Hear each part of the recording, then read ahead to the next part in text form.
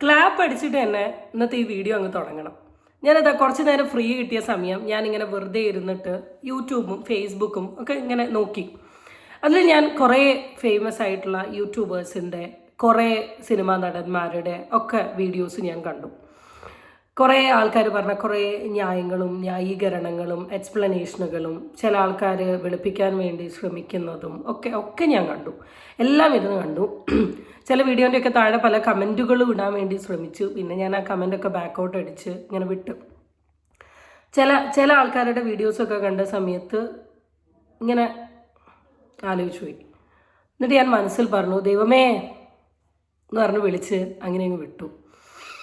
അപ്പം ആദ്യം തന്നെ എനിക്ക് കുറച്ച് കാര്യങ്ങൾ പറയാനുണ്ട്. ഇന്നലെയാണ് ഈ കേസിനൊരു തീരുമാനമായത്. ദിലീപ് എന്ന് പറയുന്ന വ്യക്തി ഇതല്ല എന്ന് പറഞ്ഞിട്ട്. അപ്പം ഇന്നലത്തെ ഒരു ഫുൾ ഡേ ഫേസ്ബുക്കും അല്ലെങ്കിൽ ഇൻസ്റ്റഗ്രാമൊക്കെ ചെക്ക് ചെയ്തിട്ടുണ്ടെങ്കിൽ നമുക്കറിയാം അതിജീവിതയുടെ സൈഡായിരുന്നു എല്ലാവരും പിടിച്ചിരുന്നത്, ഒരുവിധ ആൾക്കാരൊക്കെ. ഇന്നും ഇല്ല എന്നല്ല പറഞ്ഞത്, ഇന്ന് ആ സൈഡ് എല്ലാവരും ഉണ്ട്. പക്ഷേ ഇന്നത്തെ ദിവസം ആയപ്പോഴേക്ക് നമ്മളുടെ പ്രമുഖ ആക്ടറിൻ്റെ സൈഡ് പിടിച്ചുകൊണ്ട് കുറേ ആൾക്കാർ വന്നു. കുറേ ആൾക്കാർ കുറേ അഭിപ്രായങ്ങൾ പറഞ്ഞു, കുറേ പേര് കുറേ പോയിന്റുകൾ പറഞ്ഞു, കുറേ പേര് കുറേ തെളിവില്ല എന്ന് പറഞ്ഞു, അല്ലെങ്കിൽ അവർക്ക് വാദിച്ച് ജയിക്കാൻ പറ്റിയില്ല എന്ന് പറഞ്ഞു, പോലീസുകാരുണ്ടാക്കിയിട്ടുള്ളൊരു കള്ളക്കളിയാണെന്ന് പറഞ്ഞു. പിന്നെന്താണ്, തെളിവുണ്ടെങ്കിൽ മാത്രമേ ഞങ്ങൾ വിശ്വസിക്കൂ, തെളിവില്ലാണ്ട് എന്ത് കേസുകൾ വന്നാലും അത് പുഷ്പം പോലെ പോവും, തെളിവാണെല്ലാം തെളിവ്, അങ്ങനെ ഇല്ലെങ്കിൽ വെറുതെ പറയുന്നൊരു ഡയലോഗ വർത്താന അങ്ങനെ എല്ലാം പറഞ്ഞു. അപ്പം എല്ലാം ഞാൻ കണ്ടു, എല്ലാം ഞാൻ റെസ്പെക്റ്റ് ചെയ്യുന്നു. എൻ്റെ പൊതുവേ ഞാൻ എല്ലാവരുടെ അഭിപ്രായം ഒരുപോലെ റെസ്പെക്റ്റ് ചെയ്യുന്ന ഒരാളാണ്. അതിൽ നിന്നൊക്കെ എനിക്ക് പറയാനുള്ള ഒരു കാര്യം എന്താണെന്ന് വെച്ചാൽ, ഞാൻ ഈ വീഡിയോ ചെയ്യുന്നതിൽ കൂടെ ഞാൻ ഒരിക്കലും ആഗ്രഹിക്കുന്നില്ല, അല്ലെ ഒരിക്കലും, ഞാൻ തന്നെ വളരെ ക്ലിയർ ആയിട്ട് പറയാം, ഹൈക്കോടതിയിൽ നിന്ന് സുപ്രീം കോടതി പോയാലും ഇത് തന്നെ തീരുമാനം വരും. ഇതിന് പ്രത്യേകിച്ച് ഒരു മാറ്റവും വരില്ല എന്നുള്ളത് ഞാൻ വളരെ ക്ലിയർ ആയിട്ട് നിങ്ങളെ മുഖത്ത് നോക്കി പറയും. ഇനിയിപ്പം അവൾക്കൊപ്പം എന്ന് പറഞ്ഞുകൊണ്ട് 100,000 ഹാഷ്ടാഗുകൾ വന്നാലും ഇതിനൊരു മാറ്റവും വരില്ല. അതാണ് ഒരു സൈഡ്. പക്ഷേ നമ്മൾ പല വിഷയങ്ങളും വരുമ്പം നമ്മളത് സംസാരിക്കുന്നത്, ഈവൻ കുറച്ച് ആൾക്കാർ ചെയ്ത വീഡിയോയിൽ ഞാൻ കണ്ട ഇതാണ്, നിങ്ങളെല്ലാവരും അതിജീവിതയുടെ സൈഡ് പറഞ്ഞു, നിങ്ങൾ എന്തുകൊണ്ട് ഓപ്പോസിറ്റുള്ള വ്യക്തിയുടെ സൈഡ് പറഞ്ഞില്ല. ഞാനൊരു കാര്യം ചോദിക്കട്ടെ, ഈ അതിജീവിതയുടെ സൈഡ് പറയാനുള്ളൊരു കാരണം എന്താണെന്ന് വെച്ചാൽ, അതിജീവിത അനുഭവിച്ച അല്ലെങ്കിൽ കടന്നു പോയിട്ടുള്ള ആ ഒരു അവസ്ഥയെ എങ്ങനെ മറ്റേ ഒരു സിറ്റുവേഷനുമായിട്ട് കമ്പയർ ചെയ്യാൻ പറ്റും? ഇനിയിപ്പം 7.5 കൊല്ലം തെറ്റ് ചെയ്യാണ്ട് കുറേ കുറ്റങ്ങൾ കേട്ടു എന്ന് പറഞ്ഞെങ്കിലും ഇന്നലെ വന്ന തീരുമാനത്തിൻ്റെ പുറകെ എല്ലാവരും കൈയടിച്ചിട്ടും ക്ലാപ്പ് കൊടുത്തിട്ടും കെട്ടിപ്പിടിച്ചിട്ടും കേക്ക് മുറിച്ചിട്ടും ആളെ സ്വീകരിച്ചിട്ടുണ്ട്. ഇവിടെ ഇപ്പോഴും നീതി കിട്ടാത്ത ഒരാൾ അതിജീവിതയെ. ആൾ വളരെ ക്ലിയർ ആയിട്ട് ആളുടെ ഒരു ഇൻ്റർവ്യൂവിൽ പറഞ്ഞൊരു കാര്യമുണ്ട്, ഐ ആം എ സർവൈവർ. അത് തന്നെ എനിക്ക് പറയാനുള്ളത്. കുറേ പോസ്റ്റുകൾ ഞാൻ കാണാനിടയായി, കുറേ പോസ്റ്റുകൾ എനിക്ക് ഷെയർ ചെയ്ത് തന്നു. ഷെയർ ചെയ്ത പോസ്റ്റിലൊക്കെ ഉള്ള എല്ലാവരുടെയും ഒരു കോമൺ ചോദ്യമാണ്, ഞങ്ങൾ ഇനി എന്തിന് കേസ് ഫയൽ ചെയ്യണം, ആർക്ക് വേണ്ടി കേസ് ഫയൽ ചെയ്യണം, കേസ് ഫയൽ ചെയ്താൽ എവിടെയാണ് നീതി കിട്ടുക എന്നുള്ളത്. ഞാൻ പറയട്ടെ, ഈ സെക്ഷൽ അബ്യൂസ് പോലെയുള്ള ക്രൈംസുകൾ കൂടാനുള്ളതിൻ്റെ റീസൺ എന്താ നിങ്ങൾ ആരെങ്കിലും ആലോചിച്ചിട്ടുണ്ടോ? കറണ്ട് ഹിസ്റ്ററി സാധനങ്ങളൊക്കെ ഞാൻ കൊടുക്കാം. ഇതിൽ എന്തുകൊണ്ടാണ് നമുക്കൊരു കുറവ് വരാത്തത്? നമുക്ക് ഡേ ബൈ ഡേ കൂടിക്കൊണ്ടിരിക്കുകയാണ്, എണ്ണങ്ങളാണെങ്കിലും കേസസ് ആണെങ്കിലും. 2 റീസണാണ്. ഒന്ന്, എന്ത് ചെയ്താലും ശിക്ഷയില്ലടോ, എന്ത് ചെയ്താലും ശിക്ഷയില്ല. നമ്മുടെ ഒരു ഇന്ത്യൻ കോടതിയുടെ ഒരു മെയിൻ പരിപാടി എങ്ങനെയാണെന്ന് വെച്ചാൽ, ഏത് വഴി അവനെ പുറത്തോട്ട് വിടാമെന്ന് നോക്കുന്നൊരു കോടതി സിസ്റ്റം. എന്നുവെച്ചാൽ അവൻ ചെയ്തു എന്നുള്ള തെളിവ് കറക്റ്റ് ഫ്രണ്ട് കിട്ടിയാൽ അവനെ പിടിച്ചിടും, ഇല്ലെങ്കിൽ അവനെ ഒഴിവാക്കാം. അപ്പം അതുകൊണ്ട് തന്നെ എന്തൊക്കെ ചെയ്തിട്ടുണ്ടെങ്കിലും ആ മെയിൻ സാരം കിട്ടിയില്ലെങ്കിൽ എസ്കേപ്പ് അടിക്കാം എന്നുള്ളൊരു തോട്ട്. ആൻഡ് സെക്കൻഡ് തിങ്, ഇങ്ങനെ ചെയ്തിട്ടുള്ള ആൾക്കാരെ സപ്പോർട്ട് ചെയ്യാൻ ഒരു കൂട്ടം ആൾക്കാരുണ്ട് എന്നുള്ളൊരു തോട്ട്. ഇതൊക്കെ കൊണ്ട് തന്നെ, ആൻഡ് സെക്കൻഡ് തിങ്, ഇനി എന്തൊക്കെ ചെയ്താലും മാക്സിമം ഒരു 14 കൊല്ലം എന്നുള്ളൊരു തോട്ട്. ഇതുകൊണ്ട് തന്നെ അത് കൂടുന്നത്.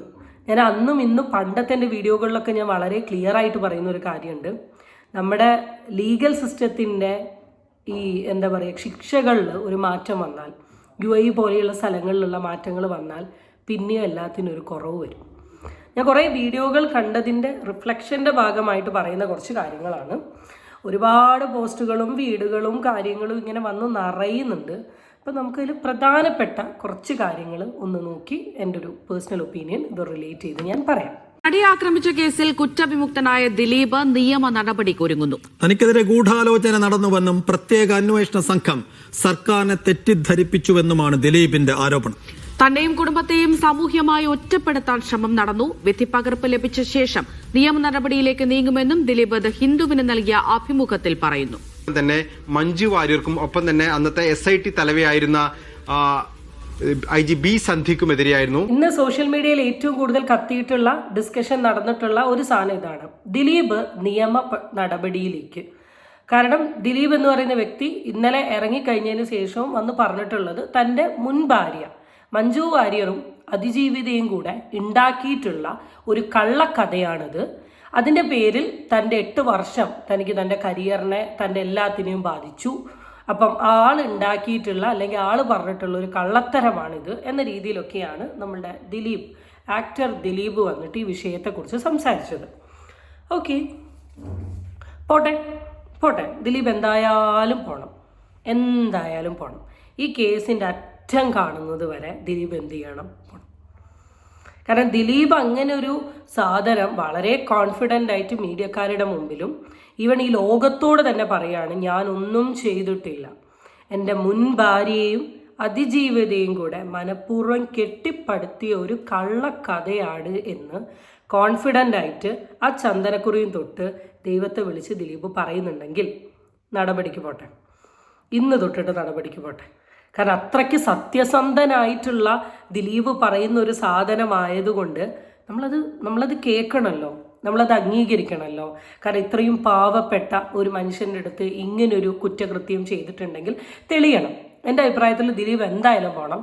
ദിലീപ് ഇതിന് ഫുള്ള് നടക്കുള്ള പ്ലാറ്റ്ഫോമുകൾ, അവർ ഫോണിൽ കൂടെ പാസ് ചെയ്തിട്ടുള്ള സന്ദേശങ്ങൾ, മെസ്സേജുകൾ ആൻഡ് അവർ നടത്തിയിട്ടുള്ള ഗൂഢാലോചനകൾ, ഇതിനെല്ലാത്തിൻ്റെയും തെളിവുകൾ ദിലീപ് കൊണ്ടുവരണം. എന്നിട്ട് ദിലീപ് അത് ഫ്രണ്ടിൽ കൊണ്ടുവന്ന് സറണ്ടർ ചെയ്യണം. എന്നിട്ട് വേണം ദിലീപിൻ്റെ സത്യം അങ്ങോട്ട് എന്താക്കാൻ വേണ്ടി, തെളിയിക്കാൻ വേണ്ടിയിട്ട്. കാരണം പാവം ദിലീപിന് ഒന്നും അറിയാത്തൊരു മനുഷ്യനാണ്, നിങ്ങൾ മനസ്സിലാക്കണം കേട്ടോ. അപ്പോൾ അതാണ് നിയമ നടപടി. അത് കഴിഞ്ഞതിന് ശേഷം ഞാനിങ്ങനെ ഫേസ്ബുക്ക് വെറുതെ ഇരുന്ന് നോക്കി. ഞാൻ ഫേസ്ബുക്ക് നോക്കിയത് എന്തിനാന്ന് വെച്ചാൽ എന്തൊക്കെയാണ് അവസ്ഥ, എന്തൊക്കെയാണ് അപ്ഡേറ്റ് എന്ന് അറിയാൻ. അങ്ങനെ നോക്കിയ സമയത്താണ് അർജുൻ C. വനജ് എന്ന് പറയുന്ന ഒരു ചേട്ടൻ്റെ പോസ്റ്റ് എൻ്റെ കൺമുന്നിൽ പെട്ടത്. അപ്പം ഞാൻ ആ പോസ്റ്റ് നിങ്ങൾക്കൊന്ന് വായിച്ച് കേൾപ്പിക്കാം. ഞാൻ ഇതുവരെ വായിച്ചിട്ടില്ലേ. ദിലീപിനോട് പരസ്യമായി മാപ്പ് ചോദിക്കുകയാണ് ഞാൻ എന്ന മാധ്യമ പ്രവർത്തകൻ. കൃത്യത്തിൽ നേരിട്ട് പങ്കെടുത്തവരെ ചുറ്റിപ്പറ്റി മാത്രം വാർത്ത കൊടുത്തുകൊണ്ടിരുന്ന ഞാൻ ഉൾപ്പെടെയുള്ള കൊച്ചിയിലെ മാധ്യമ പ്രവർത്തകരെ വഞ്ചിച്ച് തങ്ങൾ തീരുമാനിച്ചയാളെ പ്രതിയാക്കാനുള്ള വാർത്തകൾ മെനയാൻ അഹോരാത്രം കഷ്ടപ്പെട്ടത്. ഒരു കോള് വന്നെയാണ് ഇവിടെ. അഹോരാത്രം കഷ്ടപ്പെട്ടത് അന്വേഷണ സംഘത്തിലെ ബൈജു പൗലോസ് ഉൾപ്പെടെയുള്ള ചില പോലീസുകാരാണ്. അർജുനെ, ഇത് നിനക്ക് മാത്രമുള്ള സ്കൂപ്പാണ് എന്നും പറഞ്ഞ് പല ഫോൺ കോളിൽ നിന്നായി വിളിച്ച് തന്ന കഥകൾ സത്യമാണെന്ന് വിശ്വസിച്ച് വാർത്തയ്ക്കായി കൊടുത്തിട്ടുണ്ട്. ഇതേ ഗതികേട് കൊച്ചിയിലെ ഞാൻ ഉൾപ്പെടുന്ന മാധ്യമ പ്രവർത്തകർക്ക് അന്ന് ഉണ്ടായിട്ടുണ്ട്. പിന്നീട് വർഷങ്ങൾക്ക് ശേഷം ആ പല കഥകളും വ്യാജമാണെന്ന് നേരിട്ട് ബോധ്യപ്പെട്ടിട്ടുമുള്ളതാണ്. ഒരു കാര്യം ഉറപ്പിച്ചു പറയാം, തനിക്കെതിരെ നടന്ന ഗൂഢാലോചന അന്വേഷിക്കണമെന്ന് ആവശ്യപ്പെട്ട് ദിലീപ് നിയമപരമായി മുന്നോട്ട് പോയാൽ എന്നാൽ കഴിയുന്ന എല്ലാ സഹായങ്ങളും ഞാൻ നൽകാൻ തയ്യാറാണ്. അന്വേഷണ ഉദ്യോഗസ്ഥൻ രഹസ്യമായി വിളിച്ചു തരുന്ന വിവരങ്ങൾ അന്നും ഇന്നും റെക്കോർഡ് ചെയ്ത് വെക്കാറില്ല എന്നതും തുറന്നു പറയുന്നു. ഞാൻ ഇത്രയാണ്. ഇതാണ് പോസ്റ്റിൽ ആൾ വളരെ ക്ലിയർ ആയിട്ട് പറയുന്ന സാധനം എന്താണെന്ന് വെച്ചാൽ, പോലീസുകാരെല്ലാം കൂടെ ഈ അർജുൻ എങ്ങനെ ഇരുന്ന് വിളിക്കും, അർജുനെ ഇത് ദിലീപിനെതിരെ കൊടുക്കാൻ പറ്റുന്ന ഒരു തെളിവാണ്, നീ വരൂ, നീ കേൾക്കൂ.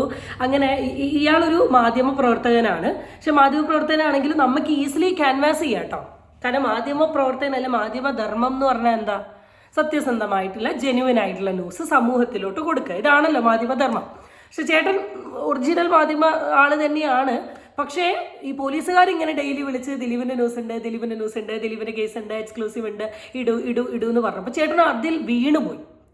ഇപ്പോൾ ചേട്ടന് മനസ്സിലാവുകയാണ് ഇതെല്ലാം തെറ്റാണ്, അല്ലെങ്കിൽ ഇങ്ങനൊരു സാധനം ഞാൻ ചെയ്തിട്ടില്ല എന്ന് മനസ്സിലാക്കി ഫേസ്ബുക്ക് കുറിപ്പിൻ്റെ താഴെ വന്ന് സോറി പറയുകയാണ്. ഓക്കെ. അപ്പം ഈസിലി ഇൻഫ്ലുവൻസ് ആവുന്ന ഒരു വ്യക്തിയാണ് ഈ പർട്ടിക്കുലർ വ്യക്തി എന്നുള്ള രീതിയിലാണ് പുള്ളി ഇവിടെ പറഞ്ഞത്. ഓക്കെ ഓക്കെ അതോടെ കിടക്കണം. എന്നിട്ട് വേറെ പൾസർ സുനിയും സംഘവും നേരത്തെയും പല സിനിമാ താരങ്ങളെയും നഗ്ന ചിത്രങ്ങൾ എടുക്കുകയും ശ്രമിക്കുകയും ബ്ലാക്ക്മെയിൽ ചെയ്യുകയും ചെയ്തിട്ടുണ്ട്. എനിക്ക് നേരിട്ട് അറിയുന്ന ഒരു നടിയിൽ നിന്ന് അവർ ചിത്രമെടുത്ത് 5 ലക്ഷം തട്ടിയിട്ടുണ്ട്. നടിയെ ദൃശ്യങ്ങൾ എടുത്തുകൊണ്ട് അവരെ കെട്ടാൻ പോകുന്ന കന്നഡ നിർമ്മാതാവിൽ നിന്നും പണം തട്ടുക മാത്രമായിരുന്നു പൾസർ സുനിയുടെ ലക്ഷ്യം. അപ്പോൾ ഇപ്പോൾ ഒരു തീരുമാനം വന്നു. പൾസർ സുനിയും 6 പേരും നടി പോയിക്കൊണ്ടിരുന്ന വണ്ടിയുടെ ബാക്കിൽ വന്ന് മറ്റേ 6 ആൾക്കാരെ ഇൻഫ്ലുവൻസ് ചെയ്ത് അവർക്ക് പൈസയൊക്കെ കൊടുത്ത് ഈ രീതിയിൽ ഫോട്ടോസും വീഡിയോസും കാര്യങ്ങളൊക്കെ എടുത്ത് അവർ കൊട്ടേഷൻ ഉണ്ട് എന്നൊക്കെ പറഞ്ഞ് അവർ ആ വണ്ടിയിൽ നിന്ന് പുറത്തിറക്കി വിട്ടത് എന്താണെന്ന് വെച്ചാൽ കന്നഡക്കാരന് ഈ വീഡിയോയും ഫോട്ടോയും കാണിച്ച് പൈസ വാങ്ങാൻ. ഇവിടെ ജിഞ്ചിഡാക്കടി മനസ്സിലായോ? ഇതാണ് ഇതിൻ്റെ ഒരു കാര്യം. നമ്മൾ എൻ്റെ വീഡിയോ കാണുന്നത് നിങ്ങളൊന്നും വിചാരിച്ചതുപോലെ ഇവിടെ ഇതൊന്നും അല്ല, ഇതാണ് സത്യം. നമ്മൾ കുറേ ആൾ വളരെ കഷ്ടപ്പെട്ടിട്ട് ഇങ്ങനെ പെയിൻ്റ് അടിക്കാൻ വേണ്ടി ശ്രമിക്കുമ്പം നമ്മൾ കുറച്ചൊക്കെ ആ പെയിൻ്റ് അടീനെ സപ്പോർട്ട് ചെയ്യണമല്ലോ. അപ്പം അതിൻ്റെ ഭാഗമായിട്ട് ഞാൻ സപ്പോർട്ട് ചെയ്തതാണ് കേട്ടോ. കാരണം ഇതൊക്കെയാണ് നിങ്ങൾ വിശ്വസിക്കേണ്ടത്. കാരണം ഇതൊക്കെയാണ് നീതി, ഇതൊക്കെയാണ് സത്യം. ഈ സത്യത്തിന് വേണ്ടിയിട്ടാണ് നമ്മളെല്ലാവരും ഇവിടെ പോരാടുന്നത്. ഓക്കെ. അപ്പം അതിജീവിതം എന്ത് വേണമെങ്കിലും അനുഭവിച്ചോട്ടെ, അതായിക്കോട്ടെ ഇതായിക്കോട്ടെ.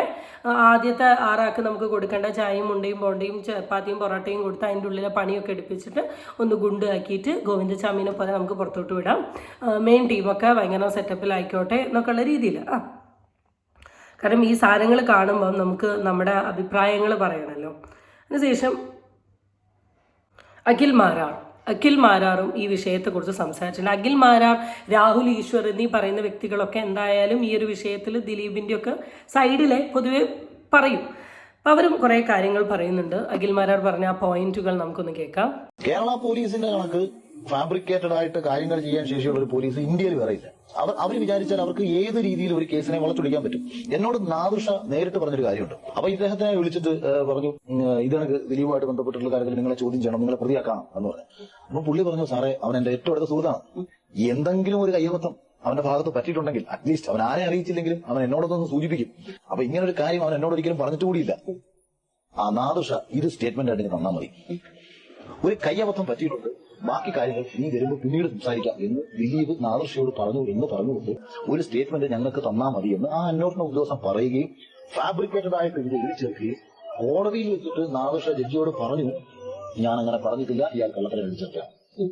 അപ്പൊ അതിന്റെ ഉദ്ദേശം എന്താണ്? അപ്പൊ അവരുടെ ആ ഒത്തുകൂടൽ ദിലീപ് എന്ന് പറയുന്ന വ്യക്തിയല്ല തകർക്കേണ്ടത്. ഇവിടെ നമ്മുടെ അഖിൽ മാരാർ പറഞ്ഞതനുസരിച്ചിട്ട് പോലീസുകാര് പറയാത്തൊരു സ്റ്റേറ്റ്മെന്റ് വളച്ചൊടിച്ചുകൊണ്ട് ഇങ്ങനൊരു സ്റ്റേറ്റ്മെന്റ് എടുത്തിട്ട് അതിങ്ങനെ കയറി സംസാരിച്ചു എന്ന രീതിയിലൊക്കെയാണ് പറയുന്നത്. ഞാൻ നാദൃഷ ഈ ഒരു സാധനം പറഞ്ഞൊന്നും ഞാൻ കേട്ടിട്ടില്ല, അഖിൽമാർ പറഞ്ഞത് മാത്രമേ കേട്ടിട്ടുള്ളൂ.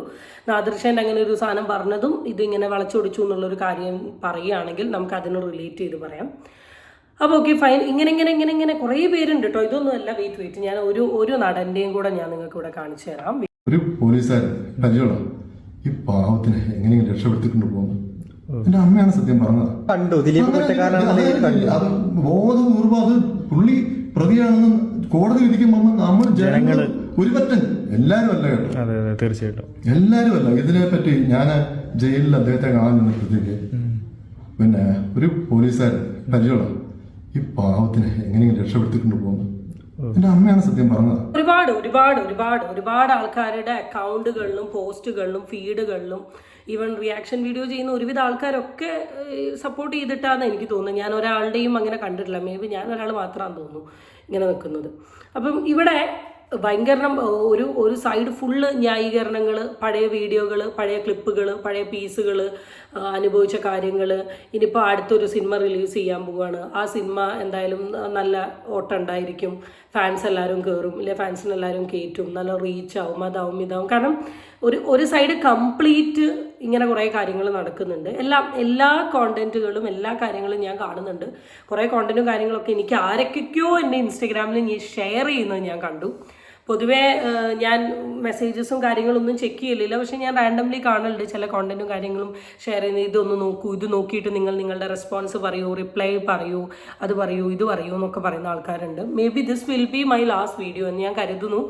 അല്ലെങ്കിൽ ഈ ഒരു കോൺട്രവേഴ്സിയിൽ ഞാൻ അപ്ലോഡ് ചെയ്യാൻ പോകുന്ന എൻ്റെ ലാസ്റ്റ് വീഡിയോ ഇതായിരിക്കും. ഇനി ഇതുമായി ബന്ധപ്പെട്ടിട്ട് ഞാൻ ഒരുപാട് വീഡിയോസ് ഇങ്ങനെ ഒരു മെഗാ സീരിയൽ പോലെ കൊണ്ടുപോകാൻ ഞാൻ ആഗ്രഹിക്കുന്നില്ല. ഇതിൽ മേജറായിട്ട് എന്തെങ്കിലുമൊക്കെ അപ്ഡേറ്റ് വരികയാണെങ്കിൽ അപ്പോൾ ഈ ടോപ്പിക് എടുക്കാം, സംസാരിക്കാം എന്ന് മാത്രമേ ഉള്ളൂ. കാരണം ഇങ്ങനെ വെള്ളപൂശുന്ന ഓരോ വീഡിയോകളും എടുത്തു വെച്ച് അതിനെ കീറി മുറിച്ച് സംസാരിക്കാൻ ഞാൻ ആഗ്രഹിക്കുന്നില്ല. കാരണം ഞാനെന്ന് പറയുന്ന വ്യക്തി എൻ്റെ ചാനലിൽ വീഡിയോസ് ഇടുന്ന സമയത്ത് എനിക്കൊരു അഭിപ്രായം ഉണ്ടെങ്കിൽ അവർക്ക് അവരുടെ ചാനലിൽ വീഡിയോ അപ്ലോഡ് ചെയ്യുമ്പോൾ അവർക്ക് അവരുടേതായ രീതിയിലുള്ള അഭിപ്രായങ്ങളുണ്ട്. അവരവരുടെ അഭിപ്രായങ്ങൾ പറഞ്ഞോട്ടെ, മറ്റൊരു അഭിപ്രായങ്ങൾ പറഞ്ഞോട്ടെ. പക്ഷേ ഒരു അഭിപ്രായം മറ്റൊരാളുടെ തലയിലോട്ട് അടിച്ചേൽപ്പിക്കാൻ ആർക്കുള്ള അവകാശമല്ല. അപ്പം ഞാൻ ഇങ്ങനെ ഒരു വീഡിയോ ഇടുന്നുണ്ട് എന്ന് കരുതി എൻ്റെ വീഡിയോ കാണുന്ന എല്ലാവരും എൻ്റെ വീഡിയോനെ സപ്പോർട്ട് ചെയ്തിട്ടുള്ള അഭിപ്രായം പറയണമെന്നൊന്നും ഞാൻ പറയില്ല. പക്ഷേ സപ്പോർട്ട് ചെയ്യുന്ന ആൾക്കാർക്ക് സപ്പോർട്ട് ചെയ്യാം, ഒപ്പോസ് ചെയ്യുന്ന ആൾക്കാർക്ക് ഒപ്പോസ് ചെയ്യാം, ഒപ്പോസ് ചെയ്യേണ്ട ആൾക്കാർക്ക് ഒപ്പോസ് ചെയ്ത് പറയാം.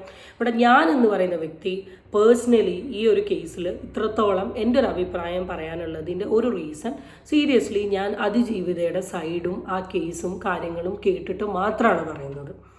ഇന്നോ നാളെയോ മറ്റന്നാളോ അല്ലെ 10 കൊല്ലം കഴിഞ്ഞിട്ടോ ഞാനും ഈ റോട്ടിൽ ഇറങ്ങി നടക്കേണ്ട ആളാണ്. ഇവിടെ എൻ്റെ വീഡിയോൻ്റെ താഴെ തന്നെ പല ഇങ്ങനത്തെ കമൻറ്റും ഞാൻ കണ്ടു. ഞാനും റോട്ടിൽ ഇറങ്ങി നടക്കേണ്ട ആളാണ്, ഞാനും ജീവിക്കേണ്ട ആളാണ്. അവിടെ എവിടെയാണ് സെക്യൂരിറ്റി? റിവെഞ്ച് കാണിക്കാൻ വേണ്ടി ഒരാൾ ഈ ഒരു മാർഗം തിരഞ്ഞെടുക്കുകയാണെങ്കിൽ ഇനിയുള്ള ആൾക്കാർക്കൊക്കെ ഈ ഒരു മാർഗം തിരഞ്ഞെടുത്തൂടെ? റിവെഞ്ച് കാണിക്കാൻ വേണ്ടി പോയിക്കൊണ്ട് നിൽക്കുന്ന സമയത്ത് പിടിച്ചു കൊണ്ടുപോയി വണ്ടിയിലിട്ട് ഇങ്ങനെ ചെയ്തിട്ട് പണം തട്ടാനുള്ള പരിപാടികൾ ചെയ്തൂടെ? എല്ലാവർക്കും ഈ ഒരു സാധനം ചെയ്തൂടെ? അതാണ് ഞാൻ ആലോചിക്കുന്നത്. ഈ കേസിലെ 2ാം പ്രതി എന്ന് പറയുന്നത് ഭാവനേൻ്റെ ഡ്രൈവർ മാർട്ടിനാണ്. അപ്പം മാർട്ടിനും അറിഞ്ഞുകൊണ്ടിട്ടുള്ളൊരു പ്ലാനിങ് അല്ലേ? അപ്പം എനിക്കറിയില്ല ഇതിനെങ്ങനെ ഇപ്പോഴും സപ്പോർട്ട് ചെയ്യുന്ന ആൾക്കാർ ഈ സപ്പോർട്ട് ചെയ്യാനുള്ള എൻ്റെ ഒരു റീസൺ എന്താ, അല്ലെങ്കിൽ ഇവരെ സപ്പോർട്ട് ചെയ്താലാണോ വീഡിയോന് റീച്ച് കിട്ടുക? ഇതൊന്നും എനിക്ക് മനസ്സിലാവുന്നില്ല. എനിക്ക് മനസ്സിലാവാത്തതുകൊണ്ട് ഞാൻ ചോദിക്കുകയാണ്. ഞാൻ എന്ന് പറയുന്ന വ്യക്തി ഫസ്റ്റ് ടു ലാസ്റ്റ് വരെ പറയുന്നത് അതിജീവിതയ്ക്ക് നീതി കിട്ടണം എന്ന് കരുതി ആദ്യത്തെ 6 ആൾക്ക് കൊടുക്കേണ്ട ശിക്ഷ കൊടുത്താൽ പോരാ. ഈ 6 ആളെ ഈ കളത്തിലോട്ട് ഇറക്കിയിട്ടുള്ള വ്യക്തി ആരാണോ അയാൾക്ക് കിട്ടണം. അപ്പോൾ കോടതി പറയുന്നത് ദിലീപ് അല്ല എന്നാണ്. ഓക്കെ ഫൈൻ, ദിലീപ് അല്ല. ഇവരെന്തായാലും ഇനി മോൾ കോടതിയിലോട്ട് ഇവർ പോകുന്നുണ്ട്. ദിലീപിൻ്റെ സൈഡിൽ നിന്ന് കോടതിയിലോട്ട് പോകുന്നുണ്ട്. തെളിയട്ടെ. ഞാൻ ഇപ്പോഴും പറയുകയാണ്, ഇത് ഹൈക്കോടതിയല്ല സുപ്രീം കോടതിയിൽ എത്തിയാലും ഒരു മാറ്റവും വരുന്നില്ല. ഈ തീരുമാനം ഇങ്ങനെ മാത്രമേ വരൂ. പക്ഷെ മുകളിലൊരു ദൈവം എന്ന് പറയുന്ന ഒരു സാധനമുണ്ട്. ഞാൻ ഏറ്റവും കൂടുതൽ എൻ്റെ ലൈഫിൽ വിശ്വസിക്കുന്ന ഒരു സാധനമാണ് കർമ്മ എന്ന് പറയുന്നത്. നമ്മൾ ചെയ്തിട്ടുണ്ടെങ്കിൽ നമുക്കത് അധികം ഒന്നും കാത്തിക്കണ്ട. നമുക്ക് അതേ രീതിയിൽ തന്നെ അതേ രീതിയിൽ തന്നെ നല്ല പവർഫുൾ ആയിട്ട് നമുക്ക് തിരിച്ചു കിട്ടും. കാരണം ബാക്കി എല്ലാവരുടെ മുമ്പിലും അഭിനയിക്കാം, ബാക്കി എല്ലാവരുടെ മുമ്പിലും കളിയാക്കാം, ബാക്കി എല്ലാവരുടെ മുമ്പിലും പരിഹസിക്കാം, ബാക്കി എല്ലാവരുടെ മുമ്പിലും നമുക്ക് മാനിപ്പുലേറ്റ് എന്ത് വേണമെങ്കിലും കാണിക്കാം. പക്ഷേ ഈ മുകളിൽ നിൽക്കുന്ന ആളുടെ മുമ്പിലെ ഇതൊന്നും കളിക്കാൻ പറ്റില്ല. കാരണം ഈ കളീൻ്റെ ആരംഭം തൊട്ട് ഈ കളിയുടെ അവസാനം വരെ ആ കളി കണ്ടുകൊണ്ട് നിൽക്കുന്നൊരു മനുഷ്യനുണ്ട്. അതിപ്പം ദൈവത്തിനെ വിശ്വസിക്കാത്ത ആൾക്കാർ എന്തും പറയാം, അത് നിരീശ്വരവാദി അല്ലെങ്കിൽ ഫിലോസഫിക്കലി പറയുന്നു എന്നൊക്കെ പറയുമ്പോൾ ഒന്നുമല്ലടോ, ഒരു സ്പിരിച്വൽ വേയിൽ പറയുന്നു എന്നൊക്കെ പറയാൻ ഒന്നുമല്ല. എന്തോ ഒരു പവർ ഉണ്ടല്ലോ, ആ പവറാണല്ലോ നമ്മളെല്ലാം ഫ്രണ്ടോട്ട് കൊണ്ടുപോകുന്നത്. ഈ പവർ ഇതൊക്കെ കാണുന്നുണ്ട്, ഇതൊക്കെ കേൾക്കുന്നുണ്ട്. അതിൻ്റെ മുമ്പിൽ എത്തിക്കഴിയുമ്പം അവിടെ പിന്നെ വേറെ വാദിക്കലോ അല്ല ഇപ്പം ഈ സപ്പോർട്ട് ചെയ്യുന്ന ടീമുകളോ ക്യാമറയോ കാര്യങ്ങളോ ഒന്നും ഉണ്ടാവില്ല.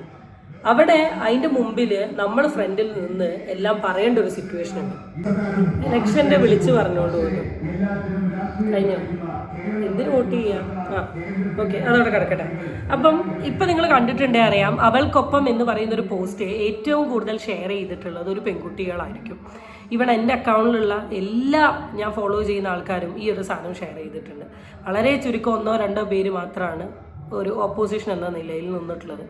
അപ്പം ഇത് പെൺകുട്ടികൾ എന്തുകൊണ്ട് ഇത് ഷെയർ ചെയ്യുന്നതെന്ന് അറിയാം. അവർക്ക് ഇതിൻ്റെ വിഷമം അറിയും, അവർക്ക് ഇതിൻ്റെ ബുദ്ധിമുട്ടറിയൂ, അവർക്ക് ആ സിറ്റുവേഷനിൽ നിന്നുകൊണ്ട് ആ പെൺകുട്ടി അനുഭവിച്ചിട്ടുള്ള ആ ഒരു ഇമോഷൻ മനസ്സിലാക്കാൻ അതുപോലെ അവർക്ക് മാത്രമേ പറ്റൂ. ബാക്കിയുള്ളവരൊക്കെ പറയും അതിജീവിതയ്ക്ക് കിട്ടട്ടെ. അതിജീവിത എന്താണ് യഥാർത്ഥത്തിൽ അവിടെ അനുഭവിച്ചത് എന്നുള്ളത് ഒരു പെൺകുട്ടിക്ക് മാത്രമേ പറയാൻ പറ്റൂ. ഞാനെന്ന് പറയുന്ന വ്യക്തി അപ്ലോഡ് ചെയ്ത 2 വീഡിയോയിലും ഞാൻ അത്രത്തോളം ഇമോഷണലി ആ വിഷയത്തെപ്പറ്റി സംസാരിക്കാനുള്ളതിൻ്റെ റീസൺ അതിജീവിതയുടെ സൈഡിൽ നിന്ന് പല കാര്യങ്ങളും മനസ്സിലാക്കാനുള്ള കഴിവുള്ളതുകൊണ്ടാണ്. എന്തായാലും ഇനി ഫ്രണ്ടോട്ടുള്ള കാലത്ത് ഹൈക്കോടതിയിലും സുപ്രീം കോടതിയിലും ഒക്കെ പോയി എന്തൊക്കെ തീരുമാനങ്ങൾ വന്നാലും ദൈവത്തിൻ്റെ തീരുമാനം കാണാൻ വേണ്ടിയിട്ടാണ് ഞാനിരിക്കുന്നത്. അതിൽ തെറ്റ് ചെയ്തത് ആരാണോ അവർക്കുള്ളത് കിട്ടും. ഇനി ദിലീപിൻ്റെ സൈഡിലാണ് ശരിയെങ്കിൽ ദിലീപിനോട് തെറ്റ് ചെയ്ത ആൾക്കുള്ളത് കിട്ടും. മറ്റേ ആളുടെ സൈഡിലാണ് ശരിയെങ്കിൽ കിട്ടും. അതിജീവിത എന്ന് പറയുന്ന ആള് ഒരിക്കലും അതിജീവിത അവൾക്കൊപ്പം ഹാഷ്ടാഗിൽ ഒതുങ്ങി പോകരുത്. നമുക്ക് റിസൾട്ട് ഉണ്ടാവും എന്ന് നമുക്ക് പറയാൻ പറ്റില്ല, പക്ഷെ നമുക്ക് വോട്ട് ചെയ്യാൻ പറ്റുന്ന അത്രയും വോട്ട് ചെയ്യാം. അപ്പം ഞാൻ ഈ വീഡിയോ ഇടുന്നത് കൊണ്ട് ഞാൻ റിസൾട്ട് പ്രതീക്ഷിച്ചിട്ടല്ല ഞാൻ ഇടുന്നത്. ഞാൻ ഈ വീഡിയോ കണ്ടിട്ട് 4 ആളുകളുടെ റിസൾട്ട് ഇടുന്നു പ്രതീക്ഷിച്ചിട്ടൊന്നുമല്ല. ഈവൻ എനിക്ക് എൻ്റെ ഒരു വേ ഓഫ് കാര്യം ഞാൻ എക്സ്പ്ലെയിൻ ചെയ്യുന്നു, അല്ലെങ്കിൽ എൻ്റെ വേ ഓഫ് ഇമോഷൻ ഞാനിതിൽ എക്സ്പ്ലെയിൻ ചെയ്യുന്നു എന്ന് മാത്രമേ ഉള്ളൂ. കാരണം ഒരു ഫൈനൽ റിസൾട്ട് പ്രതീക്ഷിച്ചുകൊണ്ട് ഒന്നും നിൽക്കണ്ട. കാരണം അറിയാം, പിന്നെ എല്ലാം തെളിവാണല്ലോ, എല്ലാം തെളിവ് ആയിക്കോട്ടെ, തെളിവുകളിൽ മാത്രം ഇനി ഫ്രണ്ടോട്ട് പോട്ടെ. തെളിവില്ലാണ്ട് ഒന്നും വിശ്വസിക്കരുത്. തെളിവാണ് എല്ലാം, തെളിവാണ് ലോകം, തെളിവാണ്. കാരണം പുച്ഛം തോന്നുകയാണോ, സീരിയസ്ലി പുച്ഛം തോന്നുക. ഞാൻ സീരിയസ്ലി പറയാം, ഞാനിവിടെ ദിലീപ് എന്ന് പറയുന്ന വ്യക്തിനെ വിട്ടയച്ചതിൻ്റെ പ്രതിഷേധമോ ആ സാധനങ്ങളൊന്നുമല്ല ഞാൻ പറയുന്നത്. ഇത്രയും പ്രശ്നങ്ങളിൽ കൂടെ കടന്നു പോയിട്ടുള്ള ഒരു പെൺകുട്ടിക്ക് പോലും നീതി കിട്ടുന്നില്ലല്ലോ എന്ന് ആലോചിച്ചിട്ടാണ്. ഈ ഒരു സ്ഥലത്ത് ഇനി എങ്ങനെ ജീവിക്കുക ഒരു ലോകത്ത് എന്ന് ആലോചിച്ചിട്ടാണ്. അതിജീവിതം വന്ന് തൻ്റെ പ്രശ്നങ്ങൾ തുറന്ന് പറഞ്ഞിട്ട് പോലും തെളിവില്ല എന്ന് പറഞ്ഞിട്ട് പുറത്തയക്കുന്ന ഒരു സിസ്റ്റമാണത്. അവിടെ എങ്ങനെ ജീവിക്കുന്ന ഞാൻ പറയുന്നത്. സോ എന്തായാലും ഫ്രണ്ടോട്ട് ഗെയിം നടക്കട്ടെ, ഗെയിം നല്ല പവർഫുള്ളായി പോട്ടെ, പവർഫുള്ളുടെ ഭാഗമായിട്ട് പവർഫുള്ളായിട്ടൊക്കെ ഗെയിം കളിച്ച് വിൻ ചെയ്യട്ടെ. ബട്ട് ഫൈനലി ഒരു പവർഫുൾ പേഴ്സൺ മുകളിലുണ്ട്. ഇന്നല്ല നാളെയല്ല മറ്റന്നാളല്ല, കൊല്ലങ്ങളെടുത്താലും ചെയ്തതിനുള്ളത് ചെയ്ത വ്യക്തിക്ക് കിട്ടും. അതിജീവിതയ്ക്കൊപ്പം അതിജീവിതയ്ക്ക് കിട്ടേണ്ട നീതി കിട്ടിയിരിക്കും. So that's it guys. അടുത്ത വീഡിയോ നമുക്ക് വീണ്ടും കാണാം. Till then it's by.